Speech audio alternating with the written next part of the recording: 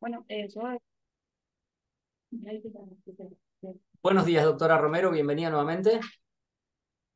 ¿qué tal? Bueno, vamos a continuar con la etapa técnica del concurso número 219. En este caso va a ser su examen oral. Vamos a presentar nuevamente a las doctoras integrantes del jurado, a la doctora Marisa Herrera y la doctora Claudia Castro. Y las acompañan presencialmente la doctora Andrea Paz. Bueno, doctora Romero, usted tiene sus 15 minutos para exponer el tema que ha elegido, ¿sí? Le van a avisar cuando esté concluyendo el tiempo, así puede ir redondeando su exposición. Y luego de ello, las doctoras le van a hacer las consultas que consideren pertinentes. ¿Está bien? Bueno, la dejo con ellas y suerte, doctora. Bueno, yo como tema preparé la incidencia de las denuncias de violencia de género en la interrupción o suspensión de plazo de caducidad de la compensación económica. Ujú. Bueno, como sabemos, la compensación económica es una figura que está introducida en el nuevo Código Civil y Comercial como consecuencia, como efecto del divorcio o la ruptura de las uniones convivenciales y es un derecho que puede reclamar cuando se produzca un desequilibrio manifiesto que implique un empeoramiento de la situación de alguna de los miembros de la pareja y que tenga como consecuencia, como causa adecuada el matrimonio y el divorcio o la unión convivencial y su ruptura. Esta figura de la compensación económica nada tiene que ver con el antiguo concepto, la antigua concepción de culpa que traía el Código de las Artes, sino que por el contrario trata de paliar las consecuencias objetivas que surgen una vez que se rompe o que se quiebra el proyecto de vida en común, más allá de que sea un unión convivencial o divorcio. Eh, entonces, tampoco trata de equiparar los patrimonios de las partes al cese del proyecto de vida en común, porque como dice Molina de Juan, es muy probable que ambas partes se empobrezcan al cesar o ante la ruptura del proyecto de vida, porque ambas van a haber eh, aportado o hecho concesiones o sacrificios para llevar adelante ese proyecto, pero pues una vez que ese proyecto se quiebra o se interrumpe, alguna de las partes va, cuando alguna de las partes en realidad soporte con mayor intensidad los efectos de ese cese, ahí va a venir la compensación económica para tratar de paliar y que las consecuencias no sean soportadas mayormente por una al terminar la vigencia.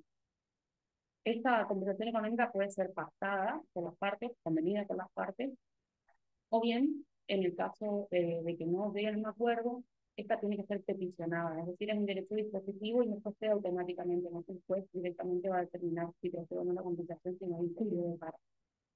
Y ahí es cuando el código establece los plazos dentro del cual debe ser planteada el reclamo de la compensación económica. Y este plazo es de 6 meses a partir de la sentencia de divorcio, dice el código, o bien desde que cesa la unión convivencial por cualquiera de sus causas. Los fundamentos de que este plazo sea tan breve se han dicho que es porque tratan de que no se extienda en el tiempo ese desequilibrio económico en el cual quedan las partes una vez que se rompe el proyecto de bien común y también por su parte como usted tiene que determinar que la causa adecuada de ello sea esta ruptura o el proyecto de vida que tenían, entonces cuanto más rápido sea planteado, más probable es que se pueda probar que esa es la causa adecuada del desequilibrio. Bien, como les decía, en el divorcio el cómputo del plazo inicia a partir de la sentencia del juez. Pero acá la doctrina ya discutió si este cómputo debe iniciarse efectivamente con la literalidad de la norma, o sea, cuando se dicta la sentencia, o bien cuando fue notificada, o cuando queda firme la sentencia de divorcio. Personalmente yo entiendo que se debe computar el plazo de la caducidad recién cuando queda firme la sentencia de divorcio, porque es precisamente en el caso del divorcio es un efecto del divorcio. Si no tenemos firme la sentencia del divorcio, mal puedo reclamar una compensación económica todavía. Todavía entiendo que no ha nacido el derecho hasta que no esté efectivamente firme la sentencia. Y en el caso de las uniones convivenciales, es un plazo de 6 meses a partir de que cesa la unión por cualquiera de las causas. Acá puede ser más o menos fácil dependiendo de cuál fue la causa por la cual cesó la unión convivencial. Es decir, que si fue por la muerte de algún miembro de la pareja o por una sentencia firme de declaración de ausencia con presunción de fallecimiento, o porque contrajeron nuevo matrimonio, o porque alguna de las partes contrajo matrimonio, o porque se canceló la registración que tenía en la unión convivencial, vamos a tener una fecha cierta a partir del cual contemplar el plazo de caducidad. Ahora, cuando en realidad la gran generalidad de los casos, la mayoría, la convivencia se cesa por el simple hecho de la separación de hechos, sea voluntario o no, pero no hay cómo probatoriamente, no es tan fácil probar la fecha exacta desde que se produjo y nada más y nada menos depende de eso el cómputo del plazo de la caducidad del derecho a reclamar esa satisfacción. Entonces, acá, mucha de la doctrina que ha criticado este plazo dice que hay una discriminación respecto a el plazo que se computa en el caso del divorcio, porque acá tenemos la fecha cierta y discutida, mientras que en algunas situaciones de las uniones de hecho, este plazo no es tan certero. Entonces, además de probar que hubo unión convivencial, que tampoco es tan fácil a veces, y además de probar la causa de la fecha, ahí estaría la diferencia, pero eso ayuda a que hay una discriminación respecto a la seguridad del matrimonio en el caso de las uniones convivenciales. Bueno, este plazo de caducidad también tiene que ser planteado, no puede ser planteado así, que también tiene que ser a petición de parte, por tratarse precisamente de un derecho dispositivo. El juez solamente puede declarar la caducidad cuando esté expresamente previsto en la norma o cuando se traten de derechos indisponibles por las partes, pero siendo este un derecho disponible por las partes, el juez no puede de oficio declarar la caducidad sino cuando ha sido anulada. Además, tampoco los plazos se interrumpen ni se suspenden, salvo que sean cuestiones expresamente previstas en la ley. Sin embargo, la jurisprudencia ha mirado de manera más flexible en la interpretación del plazo de caducidad cuando se hicieron hechos de violencia familiar o de género.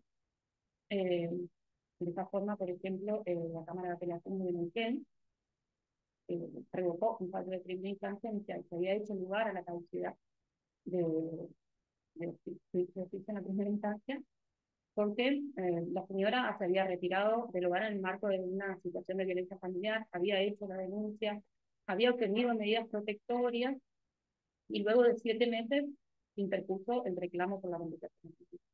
Cuando interpuso el reclamo de la compensación económica, el juez de primera instancia entendió que estaba caduca y la sala, al revocar este fallo, le dijo que no podía empezar a computarlo desde el momento que la señora se retiró del hogar, porque en esa situación estaba en un estado emocional vulnerable, confundida, que lo que tenía era a resguardar su integridad psicofísica y la de su hija, y por lo tanto no estaba aplicando adecuadamente la perspectiva de género y se había olvidado de hacer el diálogo de fuentes y traer a la CEDAW, a la Comisión de Derechos para y a las reglas de Brasilia para resolver este caso con justicia.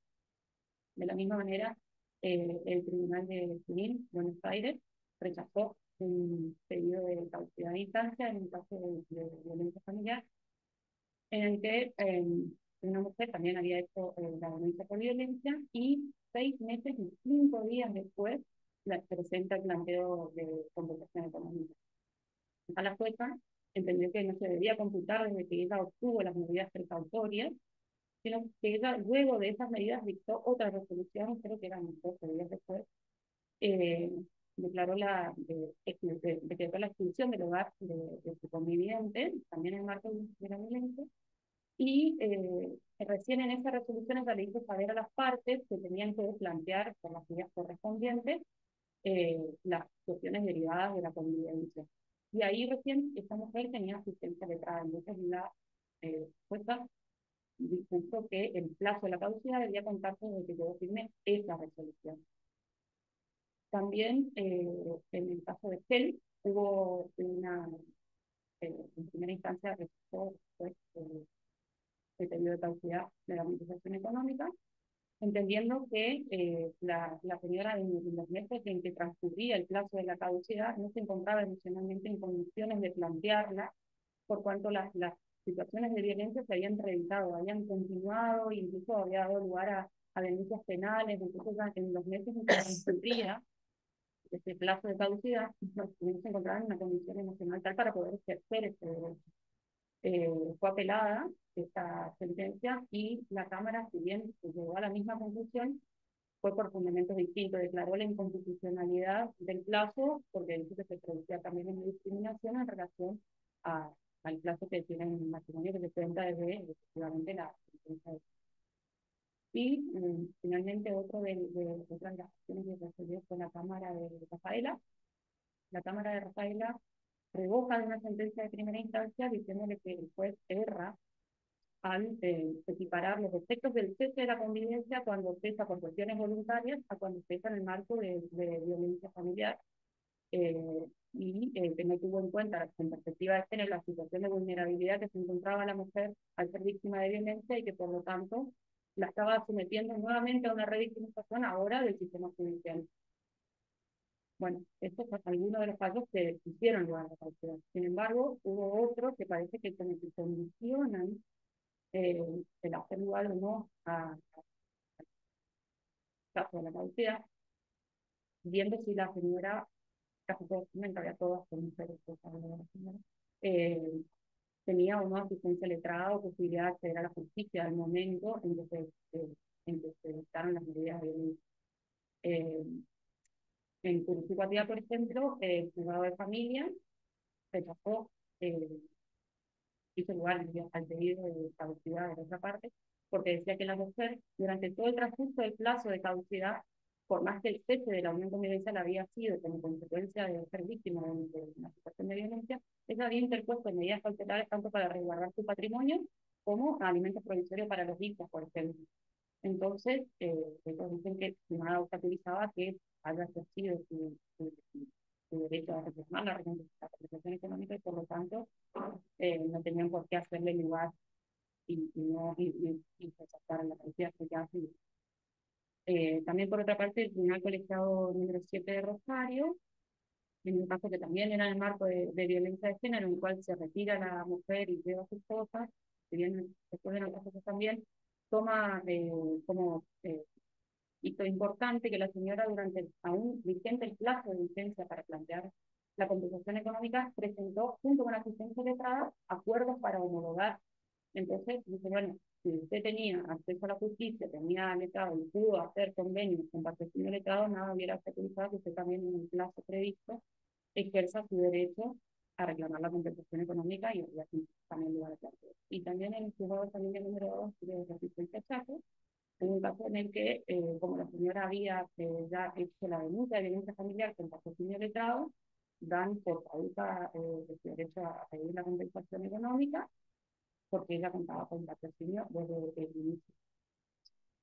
Bueno, claramente en las situaciones de violencia familiar ha dado lugar a que la jurisprudencia existe distintos fallos porque no tenemos algo que esté expresamente previsto para esta situación, pero sí a lo que hizo lugar es a que se hayan presentado proyectos para la modificación de esta norma.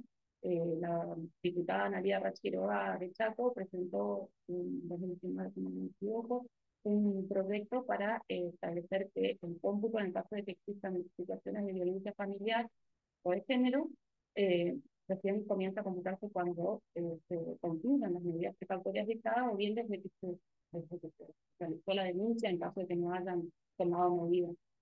Y luego este proyecto fue realizado por una diputada de Buenos Aires, que además ella lo que introdujo también como propuesta fue que el plazo de un año se compute específicamente desde que la sentencia de divorcio queda firme y en los casos de que haya violencia también se computen desde que las medidas precautorias hayan cesado o bien desde la denuncia de violencia familiar, debiendo entre ellas aceptarla que sea más beneficiosa para las víctimas de género.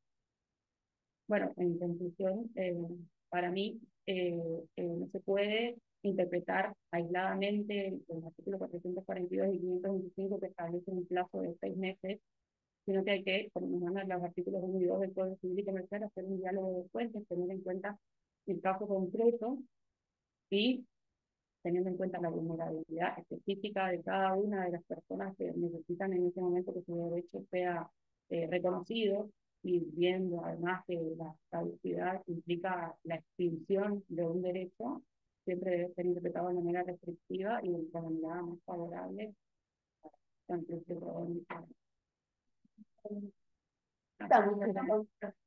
No fue necesario. Bueno, gracias. Con respecto a compensación económica, un poco también como, digamos, lo que vos ibas contando me iba atravesando, ¿no? Cuando vos tenés el caso de Esquel, que lo conozco mucho, aparte la jueza María González de Víctor, y las amigas, la Cámara hace un argumento como el tema de la violación al principio de igualdad, ¿no? Y ahí me quedé un poco como de ruido en términos de la diferencia entre discriminación y desigualdad. Porque yo tengo de base situaciones distintas.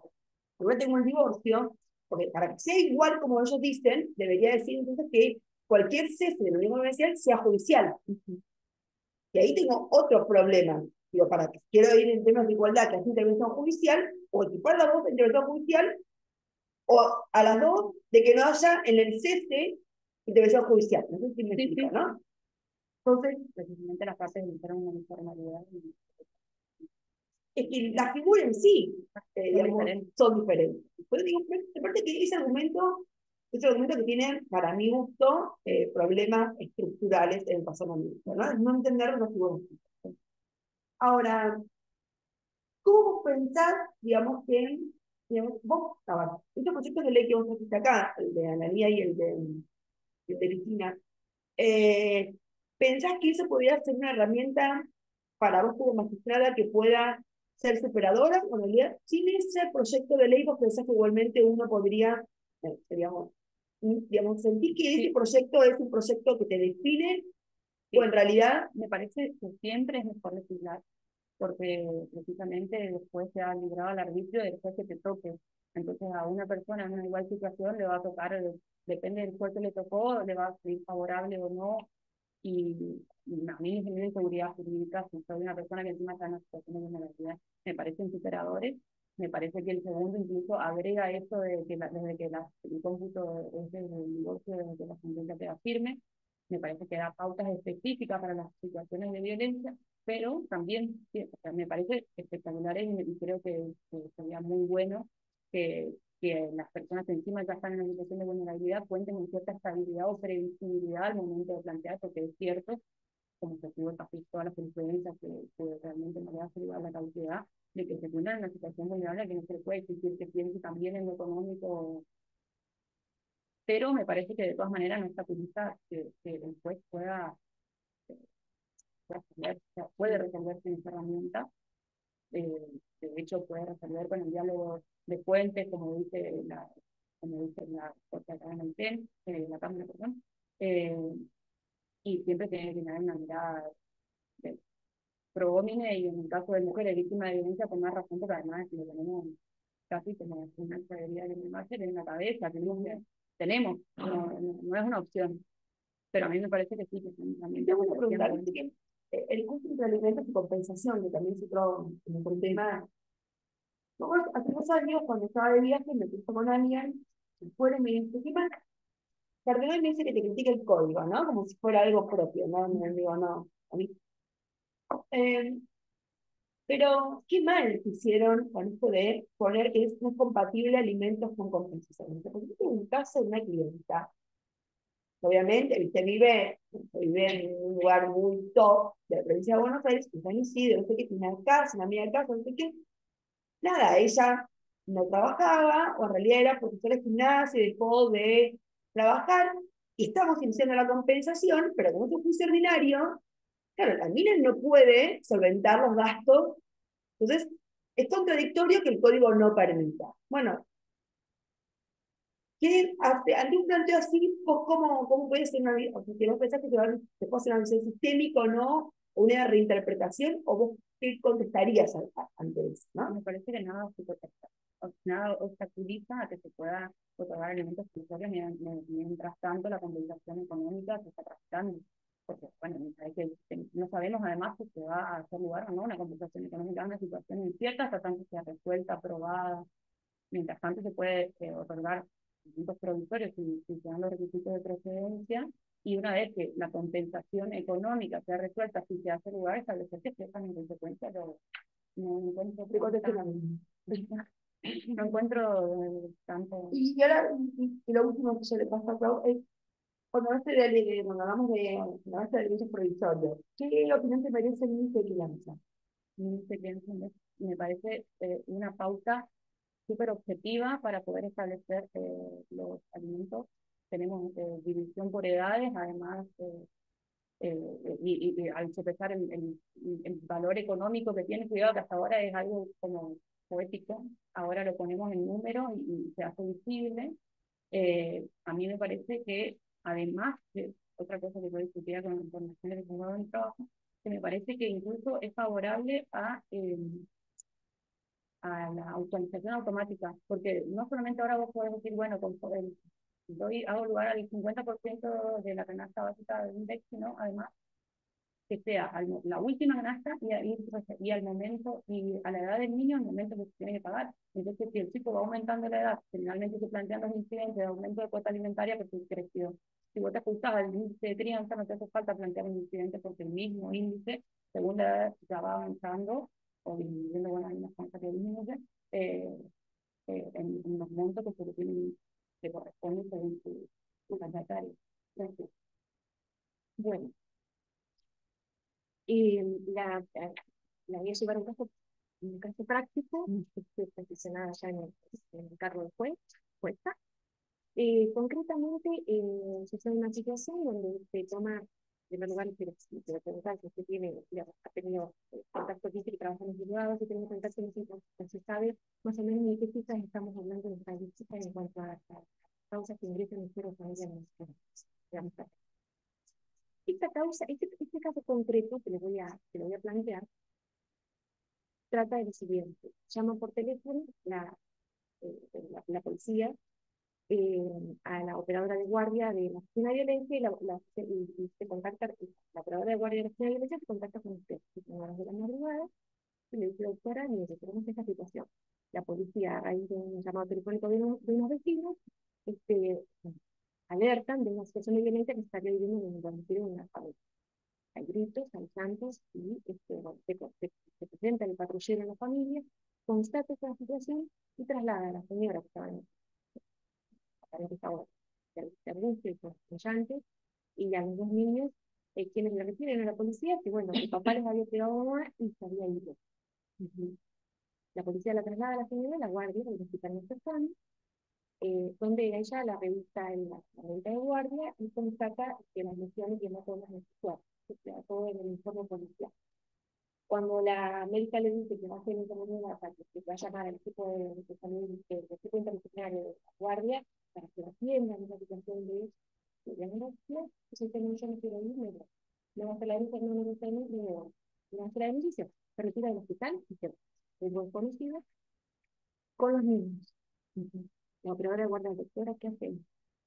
¿Qué le contesta? ¿Qué hacen ante esa situación de violencia concreta que le plantea la operadora de guardia? Primero profesionalidad de la Secretaría de Niños, porque principalmente hay niños involucrados, a cargo de una madre vulnerable que en este momento no sé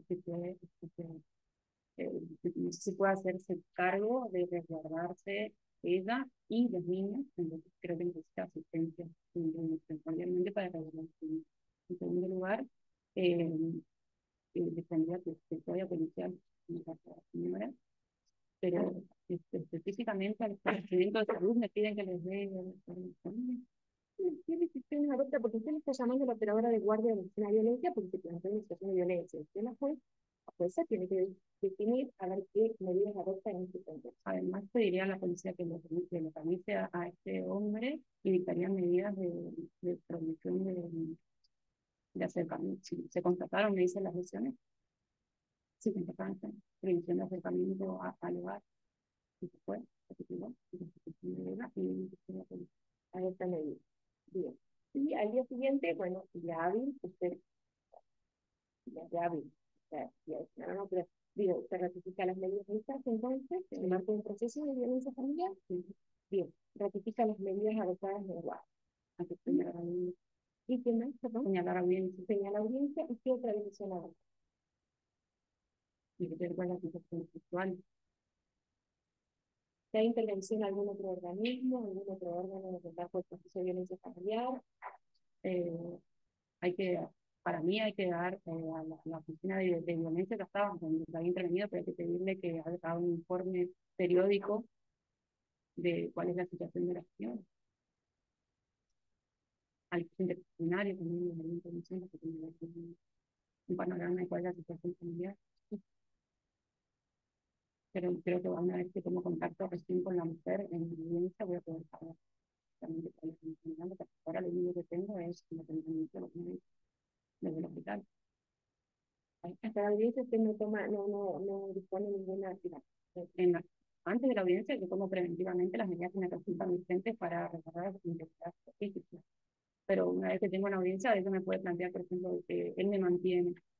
Y si yo no lo dejo entrar, ¿cómo hago? ¿Cómo le doy de comer a mis hijos? Si se están alimentos provisorios, por ejemplo, o sea, depende de cuál es la situación que me plantee específicamente ella. Pero que alimentos provisorios, si los chicos no tampoco están a resguardo con eso, porque no sé cuál es su situación emocional, si está alterada, si no, si padece algún problema alimentar. Y eso todo eso lo evalúa usted en el marco de la audiencia. Para mí las audiencias siempre son muy importantes. Para mí el contacto, la inmediación con la parte es fundamental, porque por más que me lo traigan a través de un equipo interdisciplinario, he corroborado que hay muchas veces que no se dicen o que se dicen de una forma que La ley prevé el informe del equipo interdisciplinario y la audiencia. sí. Bueno, ¿Y ustedes medidas populares?